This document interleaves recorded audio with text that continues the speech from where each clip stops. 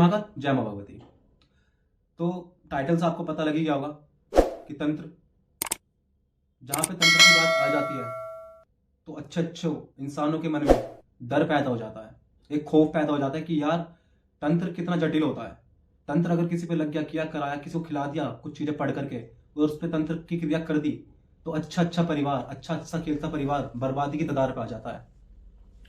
कितने ऐसे परिवार हैं कि पहले खुश रहते थे, घर में खुशियां थी, घर में एकता थी, सारा परिवार मिलजुल के रहता था, पर उन पे तंत्र की क्रिया करवा दी और उनका घर जो है पूरा चित्र बितर हो गया। कोई कहीं रह रहा है, भाई चार हैं तो चार के चार भाई अलग रह रहे हैं, घर में हस्बैंड वाइफ है, हस्बैंड वाइफ में इतने झगड़े हो गए कि बात डिवोर्स तक आ जाती है। घर में किसी का कोई भी बेटा पैदा नहीं हो रहा, जो भी पैदा हो रही है बस बेटियां ही बेटियां पैदा हो रही है, लड़कियां ही पैदा हो रही है, वंश आगे नहीं चल पा रहा। तो आज मैं आपको यही समझाऊंगा कि तंत्र कितना घातक हो सकता है किसी की जिंदगी में। अगर कोई तंत्र क्रिया कर दी गई, मंत्र क्रिया कर दी गई या फिर यंत्र क्रिया कर दी गई, तो आप उनसे कैसे बच सकते हो। देखिए यार, तंत्र बहुत अलग चीज है। बहुत ही ऐसे लोग होते हैं कि आपके पास में रहेंगे, आपके साथ बैठेंगे, आपके साथ में खाएंगे पिएंगे, सब कुछ करेंगे, और पर उनके दिमाग में बस एक ही चीज रहती है कि आपका बुरा करना कैसे है। आप बाहर जाते हो, काम करते हो, डेली रूटीन में आपके परिवार पड़ोसी जितने भी होते हैं, क्या पता कब आपकी किस चीज से लेकर के कब आपके पास में रह करके आप पे कोई तंत्र क्रिया करवा दे। अब आपको तो किस पता नहीं लगने वाला कि किसने को आपको तंत्र क्रिया करवा दी, तो आप कैसे करोगे। तंत्र के लक्षण कैसे आप समझ सकते हैं, पहले आप ये समझ लीजिए। घर में रहने का मन नहीं करेगा इंसान का, जिस घर पे तंत्र हो गया तो उस घर में कभी शांति नहीं रह सकती, पूजा पाठ भी लोग नहीं कर पाते, एक दूसरे से जलने लगेंगे, लड़ने लगेंगे। घर में अगर कोई किसी को कोई बात कह दे ना तो बुरी लगने लगती है लोगों को, ये होता है तंत्र। घर में घुसते साथ ही तुम्हें बदबू आएगी, स्मेल आएगी, यूरिन की, टॉयलेट की बदबू आएगी, ठीक है। घर में सफाई नहीं रहेगी, अंधेरे में रहने का मन करेगा, गंदा रहने का मन करेगा, नाखून नीले पड़ जाते हैं जिसपे तंत्र होता है, आंखों के नीचे एक अजीब तरह के काले घेरे आ जाएंगे कि तुम सो तो रहे हो पर नींद पूरी भी ले रहे हो, पर तुम्हारी आंखों के अंदर अलग ही घेरे आ जाएंगे। शरीर का तेज चला जाता है, चेहरे का तेज चला जाता है, हमेशा मुरझाया हुआ चेहरा, शरीर में पूरी एनर्जी लो फील करोगे। अच्छा खा रहे हो, अच्छा सब कुछ कर रहे हो, पर फील लो ही कर रहे हो, टूटा हुआ महसूस कर रहे हो। किल से रहोगे, घर में तो रुकोगे नहीं, बस बाहर जाने का मन करेगा कि बस कैसे कैसे करके पड़ोसी के घर चला जाऊं, दोस्त के घर चला जाऊं, बाहर घूमने चला जाऊं। घर में घुसते साथ ही तुम्हारी बुद्धि एकदम भ्रष्ट हो जाती है। ये होता है तंत्र। किसी पर अगर तंत्र करवा दिया तो सबसे पहले मेंटली, फिजिकली, फाइनेंशियली, इन सब चीजों पे अटैक करता है। आप मेंटली खुश नहीं रहोगे, मेंटली दिमाग से आप बिल्कुल पागल से हो जाओगे, सोच ही नहीं पाओगे, सोचने की क्षमता खत्म कर देगा। फाइनेंशियली, कमा आप कितना भी रहे हो पर रुकेगा नहीं, सबका सब लाइफबाज बीमारी में जाएगा खर्चा, इधर उधर फालतू के बेफिजूल खर्चे होंगे, डॉक्टर की दवाइयों के पर्चे लग जाएंगे आपके पास। ये होता है तंत्र। किसी पे अगर तंत्र हो गया तो फिजिकली बहुत ज्यादा दुख रहेगा, शरीर में दुख रहेगा, कभी सिर में दुख रहेगा, भारी भारी पूरी बॉडी भारी रहेगी, कभी शरीर पे निशान आ जाना। काफी तो महिलाओं के साथ ये भी होता है कि उनके साथ में सेक्सुअल एक्टिविटीज होती हैं कि कोई एंटिटी आई और उनके साथ में फिजिकल होकर चली गई और वो ये सब कुछ फील भी करती हैं। अब आप सोचो तंत्र कितना ज्यादा खतरनाक हो सकता है। तंत्र से किसी घर की पूरी खुशियां लूटी जा सकती हैं, किसी का भाग्य लूटा जा सकता है।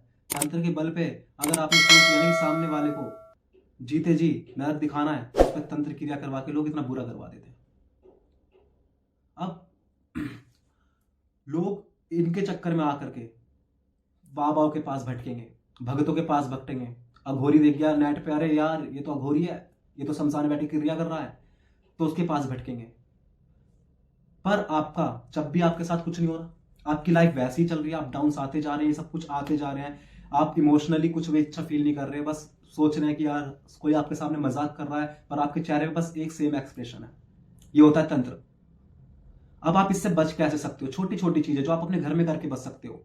कोई तंत्र नहीं है, कोई आपको बलि नहीं देनी है, कोई खून खराब, कोई दारू का भोग नहीं देना है, कुछ आपको ऐसी कोई बड़ी क्रियाएं नहीं करनी है कि हाँ ठीक है आप तंत्र से पूरी तरह हार जाओगे। आप तंत्र को पराजित कर सकते हो अगर आपको किसी ने तंत्र करवा दिया। कई बार ऐसा होता है कि लोगों को लगता है ना कि मेरे ऊपर किसी ने करवा दिया, यार मैं उसके पास गया तो वहां से आने के बाद में मुझे नजर दोष हो गया, शरीर की चमक चली गई, वो टूटा टूटा बीमार रहने लगा हूं, आपस में बड़बड़ाते रहते हैं, है ना, हस्बैंड वाइफ के डिवोर्स तक बात चली गई। तो आप सबसे पहले अपने कुलदेवी कुलदेवता और अपने पितरों को मनाइए। अपनी कुलदेवी का भोग निकालिए नित्य, अपने कुलदेवता का भोग निकालिए, पितरों का पूजन कीजिए। रविवार रविवार सिर्फ पितरों का पूजन कर दीजिए। तो अपनी घी की बत्ती जलाइए, पितरों की बत्ती 2 बत्ती बनाइए, लंबी वाली और लंबी वाली दोनों बत्ती को आपस में ऐसे रब करके मिला करके उन दोनों को एक साथ उनका दीपक जलाइए घी से, धूप बत्ती जिनकी जलाइए। इसके साथ साथ आप क्या कर सकते हो, डली वाला नमक आता है, डली वाले नमक को पानी में घोल करके जब आप पोछा लगाएं तो पूरे घर में उस नमक का पोछा लगाइए। ठीक है, गौमूत्र की कुछ बूंदे डाल लीजिए चाहे उसमें। इससे क्या होता है, आपका घर का वातावरण शुद्ध रहेगा। कोई आप पे नेगेटिव एनर्जी, आप पे इधर उधर जो हमारे आसपास एटमॉस्फेयर में जो नेगेटिव एनर्जी घूमती है वो आप पे कभी भी इफेक्ट नहीं कर पाएगी। इसके साथ साथ में आप क्या कर सकते हो, गूगल, धूप, लोबान, एक इलायची थोड़ी बहुत, 2-3 इलायची ले लेना, 7-8 लौंग ले लेना, और बेलीफ होती है ना तेज पत्ता, उसको ले लेना। इन सबको एक सामग्री पे लग करके ना जला देना, कपूर की टिक्की पे रख करके एक पात्र में, जैसे होता है ना करवे होते हैं छोटे से, है ना, उस पे कर देना।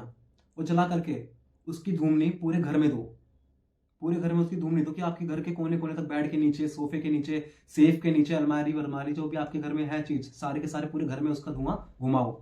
इससे क्या होगा, आपके घर में जो भी नेगेटिव एनर्जी होगी, जो आपके लिए बुरी होगी, जो आपके लिए पॉजिटिव नहीं है, तो आप उस नेगेटिव एनर्जी को अपने घर से रिमूव कर सकते हो। कई बार ऐसा होता है कि अब आप बाहर जा रहे हो, बाजार जा रहे हो, कहीं भी जा रहे हो, तो आपको पता ही नहीं लगता कि आप किस किस जगह से जा रहे हो, वहां पे क्या पड़ा है, क्या नहीं पड़ा, कौन सी चीज आपके साथ में लग के आपके घर पे आ गई। तो डेली ये सब चीजें करो। हर लोग करते हैं, कितने कोई भी लोग हो, सब ये सब छोटे छोटे नियम करते हैं। इसके साथ साथ आप क्या कीजिए, जब आप पूजा धूप करें, धूप बत्ती जला रहे हो, अपने इष्ट की पूजा कर रहे हो, अपने आराध्य की पूजा कर रहे हो, तो उसके साथ साथ में आप जल में, जो आप पानी का लोटा लो, उस जल में आप थोड़ी बहुत गंगा जल डाल दीजिए। गंगा जल की कुछ बूंदे डाल करके उससे छिड़काव कीजिए अपने पूरे घर में। ये बस नॉर्मल से है। अब महीने में आप एक बार तो अपना हवन कर सकते हो, जब आपके मावस आते, चलो एक दिन बना लो मावस का। मावस में आप अपने देवताओं का पूजा करते हो, मावस देवताओं के लिए आप सब कुछ पूजा अर्चना करने के बाद में उनका भोग निकालते हो, तो उस दिन एक हवन कर लो। हवन से क्या होता है, हवन का धुआं जो हमारे घर में सब जगह पहुंचता है और उससे आपके घर की नकारात्मकता दूर हो जाती है। और जब आपको इफेक्ट दिखे इन सब चीजों से तो कमेंट जरूर करना, ठीक है। तो जिस जिसने अभी तक चैनल सब्सक्राइब नहीं किया, जाके चैनल सब्सक्राइब कर दो, वीडियो को लाइक करो, और ये जानकारी, ये वीडियो अपने दोस्तों को, ठीक है, अपने फैमिली में किसी को भेजिए, ताकि उनको पता लग सके कि हाँ ठीक है, अगर उन पे नेगेटिव एनर्जी है तो वो कैसे बच सकते हैं। जब तक के लिए जय श्री महाकाल, हर हर महादेव। शर्म निकला मत्थे पे लगा के भसम, गौरी के भेष में कर दो भसम, ना मंजूर है आत्मसमर्पण।